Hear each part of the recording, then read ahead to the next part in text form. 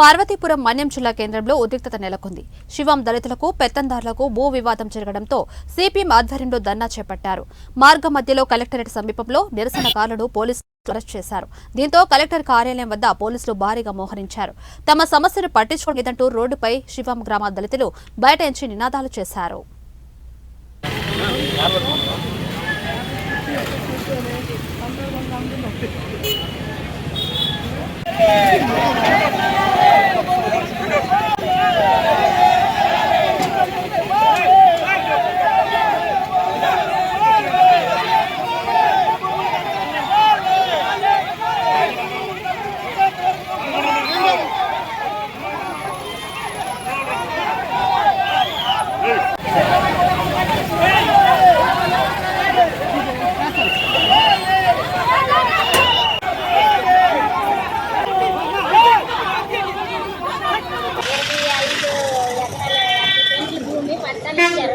Government D పట్టాలు ఆ D పట్టాల భూమిని మాము దున్నుకోలు పండించుకుంటే మా మీద దాడులు చేసి మాడోళ్ళకి కూడా కొట్టారు, మగోళ్ళకి కూడా కొట్టారు.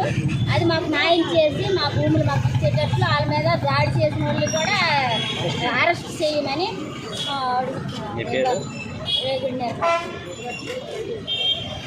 ఈరోజు కలెక్టర్ ఆఫీస్ వద్దకి శివం దళితుల సమస్యలు న్యాయమైన పోరాటానికి మద్దతుగా 15 రోజులు బట్టి నిరాహార దీక్షలు చేసిన సందర్భంగా మరి శాంతియుతంగా ఆర్టీసీ క్యాంపులు చేసిన ర్యాలీగా వస్తే ఈరోజు కలెక్టర్ని కలవకుండా అడ్డుకోవడం జరిగింది.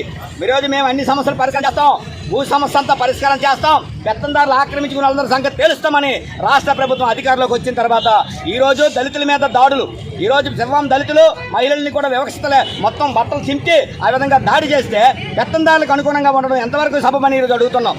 స్వతంత్రం వచ్చి ఇన్నేళ్ళైనా ఇదే రైతులకి దళితుల మీద దాడులు చేసి ఇదే అని సిగ్గుచేటు.